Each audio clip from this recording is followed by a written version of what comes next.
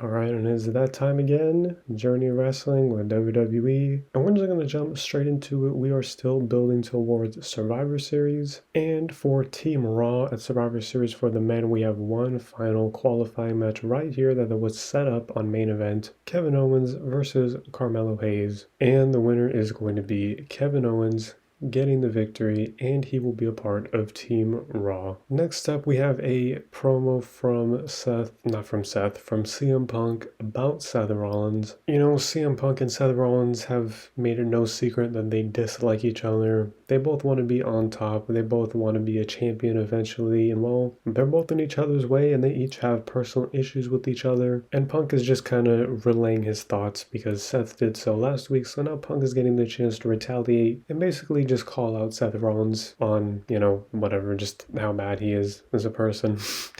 And they won't be involved in a match at Survivor Series, but it's not going to be a straight up one-on-one match either. We gotta build a little bit towards that. Next up, this was also set up on main event. Andrade is defending the Cruiserweight Championship against Joaquin Wilde of the LWO, and Andrade is going to retain. I was hoping that would be a better match, especially because of the work rate, especially with Andrade, but I mean, it's okay. Next up, we have a fight going on. Let's just say it's in the alley behind the arena right here. Liv Morgan and Io Sky, obviously they have their match for the Women's World Championship at Survivor Series, and we're just kind of building up to that a bit more. This is going to be the final qualifying match for the Women's Team Raw at Survivor Series, Bianca Belair versus Nikki Cross, and Bianca is going to get this victory, and she will be a part of Team Raw for the women. And after this, backstage, Jade Cargill is going to have an interview because she lost her chance to be at Survivor Series and now she's seeing her former tag partner, Bianca Belair, move on. And she's just kind of upset about it all. But then, interrupting this interview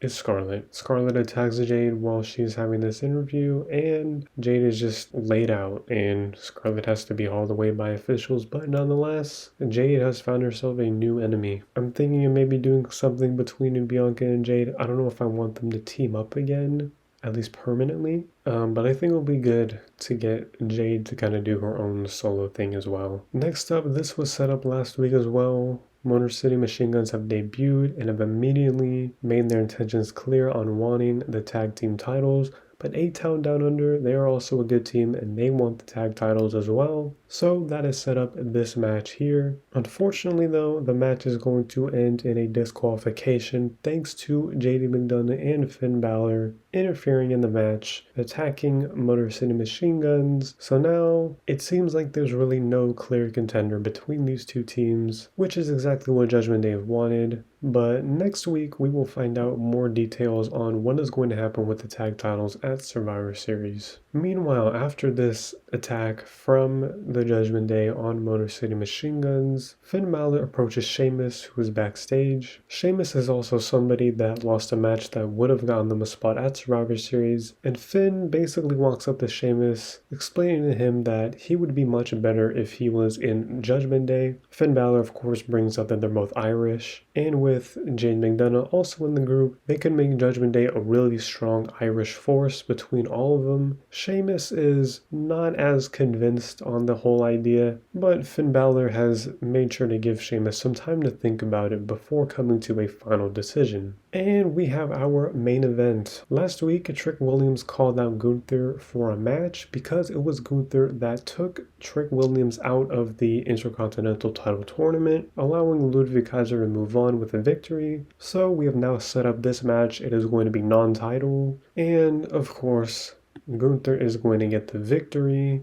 Trick Williams is going to lose, but Trick Williams is impressing people each and every week that he competes. And of course, Trick Williams has now made an enemy out of Imperium, at least the fragments of it, Gunther and Ludwig Kaiser, but the story does not end here, as after the match, Gunther is the victor. That is until Roman Reigns attacks Gunther after the match. Superman punch, spear, all of his usual moves. Hits them on Gunther, leaves him laying, and if you took a notice, Roman Reigns is without Paul Heyman. It was also last week that Gunther attacked Paul Heyman, and that essentially has kept Paul Heyman out of action. He is no longer going to be able to be by Roman's side. And I also said this on the last episode, this is the first time that Roman is truly, truly alone with nobody at all by his side. And even though he did get the upper hand today against Gunther, he's not going to have the upper hand for much longer because, of course, Gunther does have Ludwig Kaiser in his back pocket. And who knows what other connections Gunther could possibly have, as he is the World Heavyweight Champion, and that carries a lot of weight. But again, these two will be involved in something, but we gotta build to that before we just hotshot this title match, because this is a match way too big. And that is Raw. So we have one final Raw before Survivor Series. I think next week we're going to see more developments on some other potential matches to happen at Survivor Series, because we have a lot of one-on-one rivalries, and I don't want to just have Survivor Series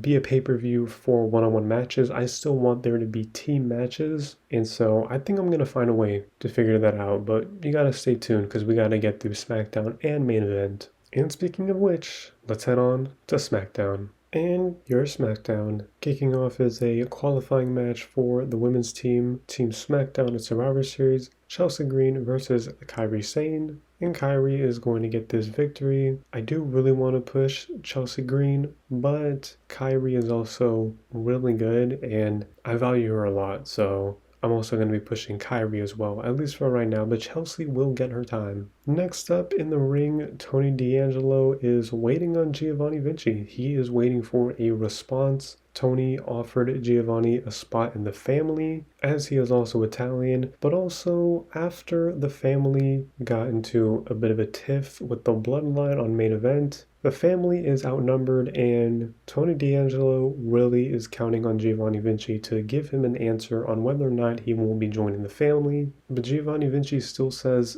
he will give his answer soon, but he's still thinking about it. But knowing Tony D'Angelo, I don't think that's going to fly. I think he's an impatient man, and he's going to want his answer soon enough. Karrion Kross of the Final Testament versus Dragon Lee. And I'm going to have Dragon Lee get this victory. Dragon Lee is definitely someone else that I really want to push. And this is just the beginning of it, because now he will be representing Team SmackDown at Survivor Series. Next up in the ring, we have an issue between the two schools in professional wrestling, Chase U and American Made. Well, I was about to call them Alpha Academy, but Chad Gable still has a very educational mind. And that's kind of the whole point. He believes that Chase U, not a real institution. He has been around a real institution. I mean, he formed a real institution after all. And plus, he looks around and he sees that he has 4 members in American Made, while Chase U only has 2. And they need to be taught a lesson if they want to consider themselves an institution. And Chad Gable does not like Andre Chase. He does not believe that he is a real mind of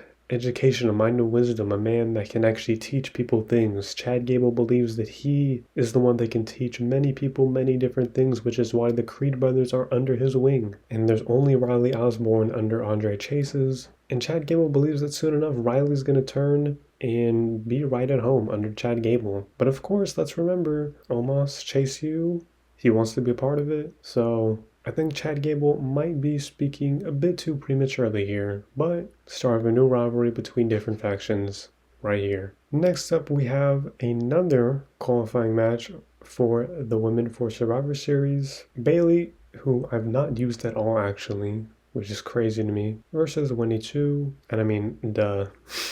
Bayley's going to get the victory and move on to Survivor Series to represent the women. And speaking of the women at SmackDown, Rhea Ripley has a message for Nia Jax. She wants that women's championship, and she is calling out Nia Jax, hoping for a match at Survivor Series because she's Rhea Ripley. She can make the rules. Next up, we have a singles match between 2 members of 2 different teams, trios, whatever. But these are people who have their eyes on the Heritage Cup, which of course is still something vacant that has no champion yet. Haven't forgotten about it, I promise. But thanks to Joe Coffey, Wolfgang is going to get the victory over Tommaso Ciampa. And this has now sparked a brand new rivalry between these 2 teams. And let's face it, DIY is outnumbered because Gallus does have more than just Wolfgang and Joe Coffey. Backstage, Trish Stratus is asking Kalani Jordan if she has anything to do with what happened on Lola Vice a couple weeks ago when she was attacked by this random mass attacker. Kalani Jordan makes it very clear that she has absolutely zero idea what Trish Stratus is talking about. She has no idea who did it or anything like that. So the search continues, but Trish Stratus is taking this very seriously as she was hired by Nick Aldis to help him figure out who it was that has kept Lola Vice out of action. But for now, Trish Stratus can cross off Kalani Jordan. And we have our main event. This was set up last week in a promo featuring all these guys and Cody Rhodes as they all look for a shot at his Undisputed Championship. Randy Orton, The Rock, and Damian Priest. This is a loaded main event, but in the end, Randy Orton is going to get the victory, which means Randy Orton will be getting a shot at Cody's title, while The Rock and Damian Priest continue to feud and are very angry at each other for costing each other the match, essentially. And after the match, Randy Orton is in the ring, very happy about what he's done, but Cody comes out and they have a bit of a stare down as they each prepare mentally for this